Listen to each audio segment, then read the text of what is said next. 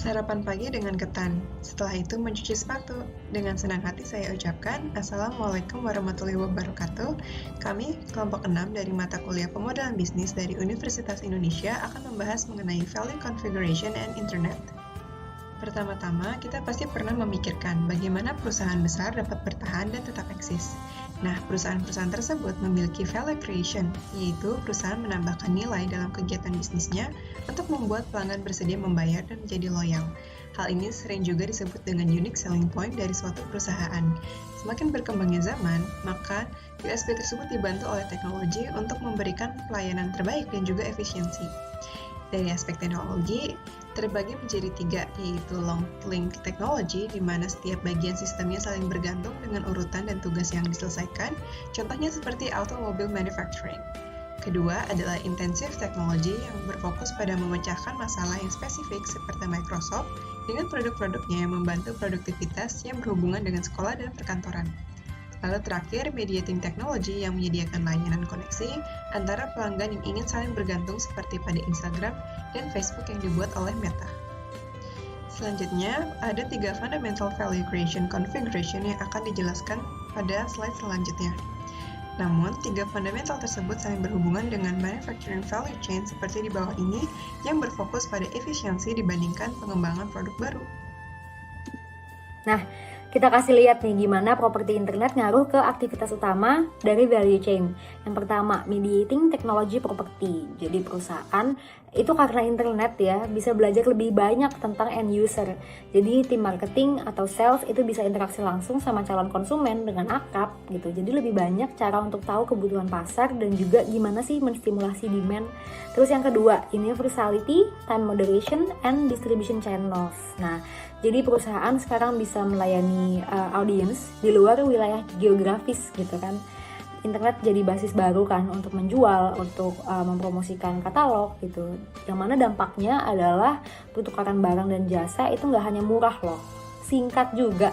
Dan hal ini akan meningkatkan kepuasan pelanggan gitu. Yang ketiga, information asymmetries and transaction costs. Jadi perusahaan itu bisa ngirit dengan ngekat stok barang dan juga ngekat jasa distribusi.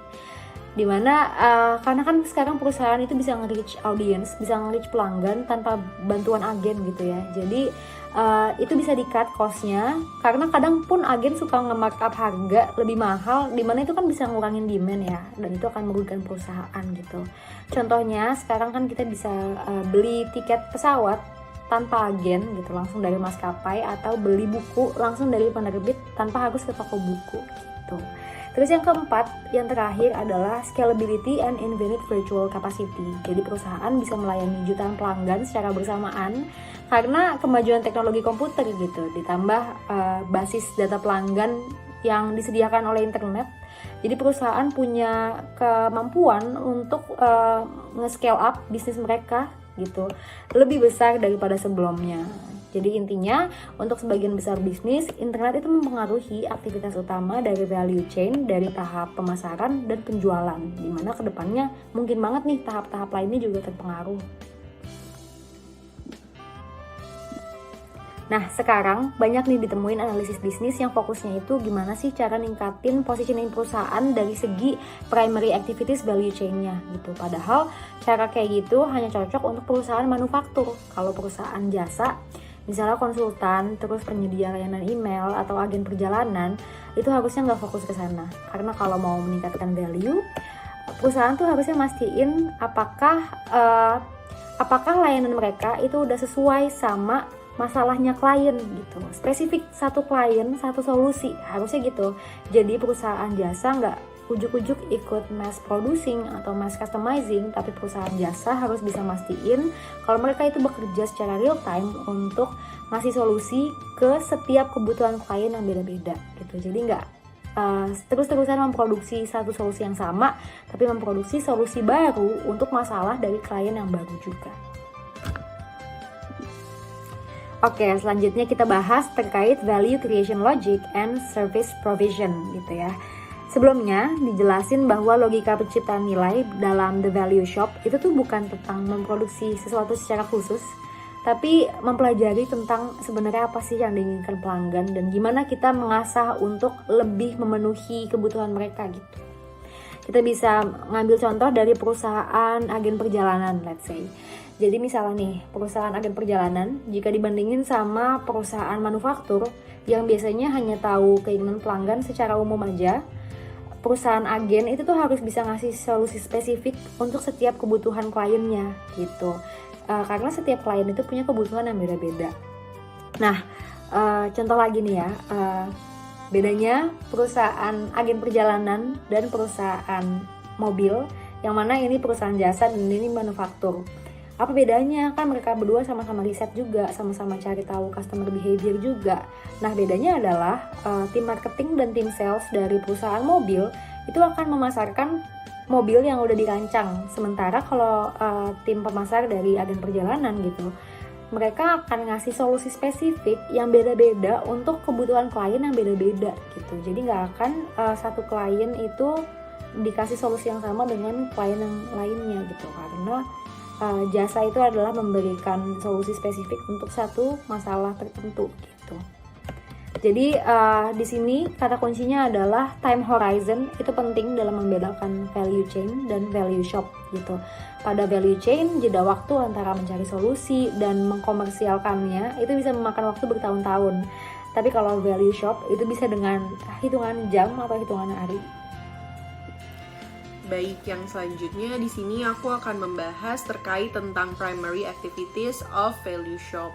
Nah, di sini teman-teman pastinya udah sering dengar dong terkait tentang agen perjalanan, yaitu sebuah penyedia jasa yang membantu customernya untuk menyelesaikan berbagai permasalahan ketika mereka ingin melakukan perjalanan ataupun travel.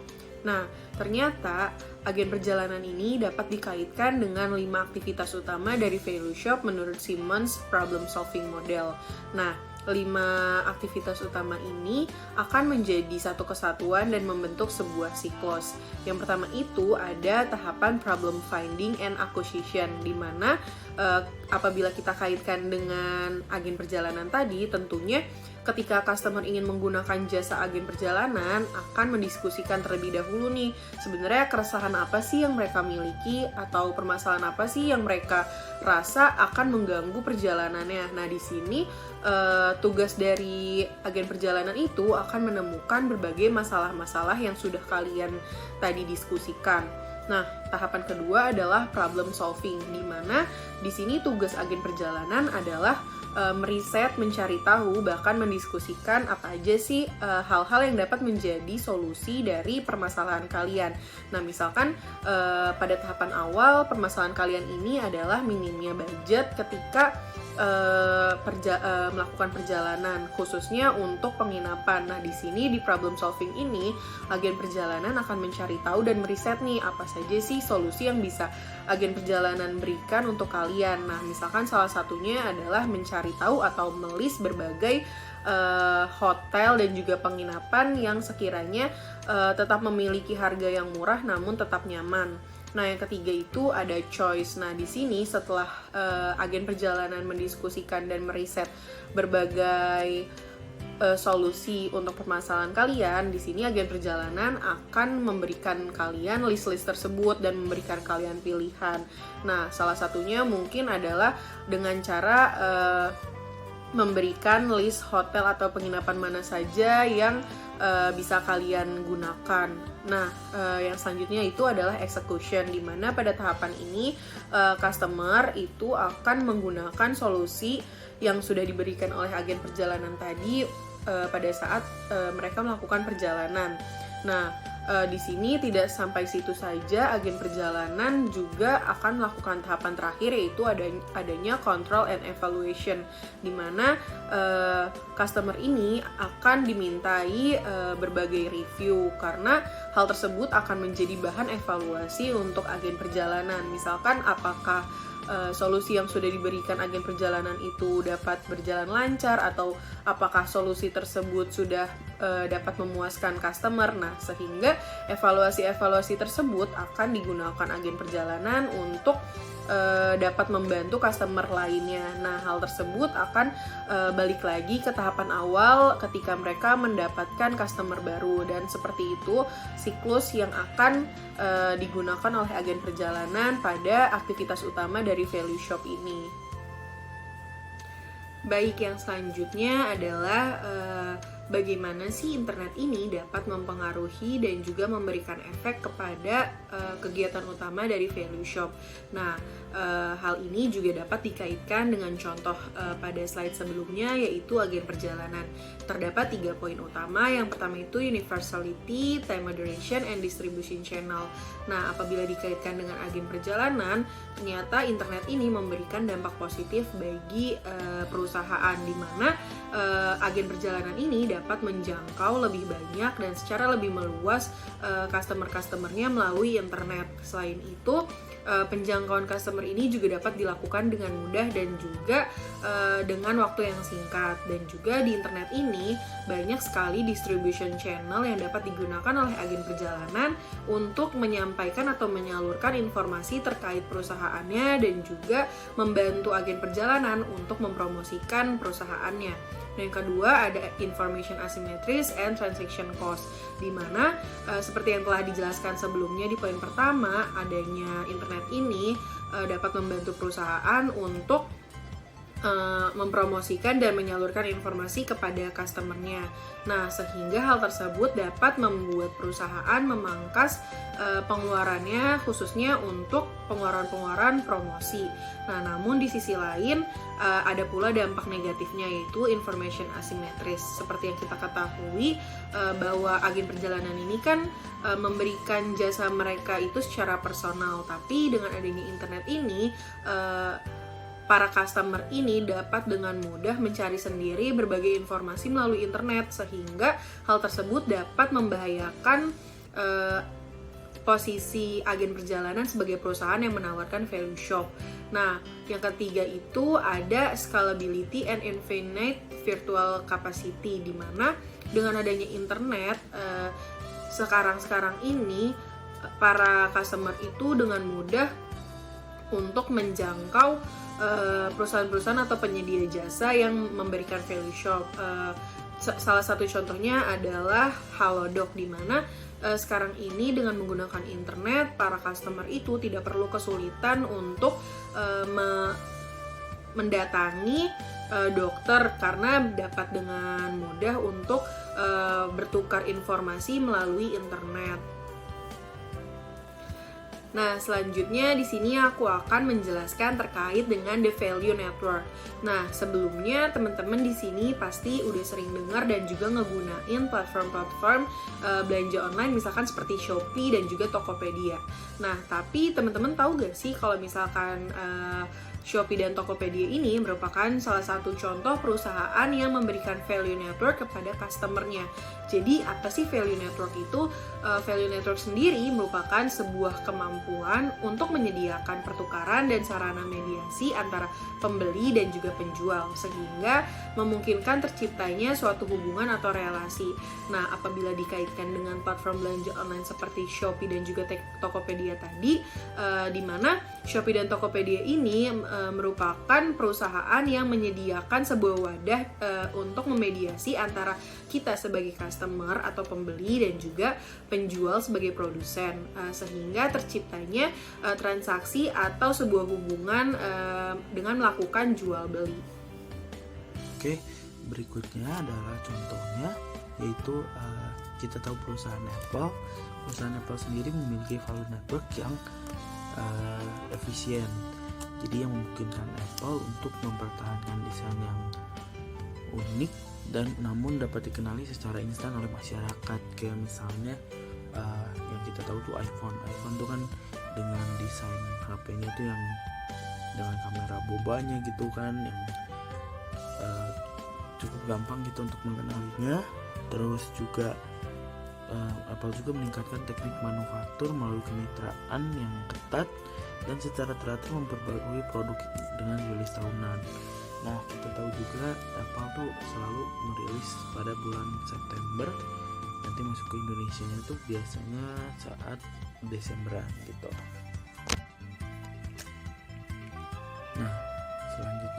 ada primary activities of the value network.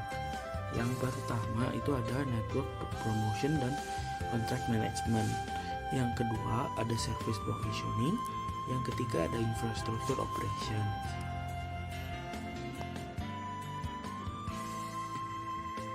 Consistency of value configuration. Seperti yang kita tahu, penghilangan jarak geografis itu merupakan properti paling penting bagi internet. Jadi, kita bisa mengakses segala sesuatunya dimanapun dan kapanpun. Nah, penghilangan jarak geografis tersebut tentunya mempengaruhi 3 value configuration bisnis secara unik.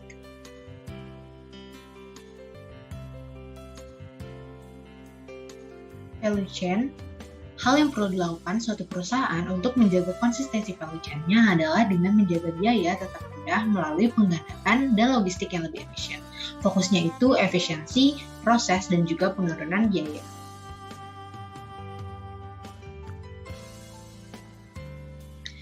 Berikutnya adalah contoh Amazon.com, yaitu perusahaan dari Amerika Serikat yang didirikan oleh Jeff Bezos. Jadi di sini distribusi itu dalam konteks e-commerce adalah pemindahan barang dari gudang ke end user. Jadi ketika kita order di Amazon nih, walaupun perusahaannya dari luar negeri, barangnya itu akan tetap sampai dengan cepat dengan estimasi 10 hari pengiriman. Sebab Amazon itu melakukan efisiensi pendistribusian dengan bantuan 109 robot yang cepat dan juga hemat biaya.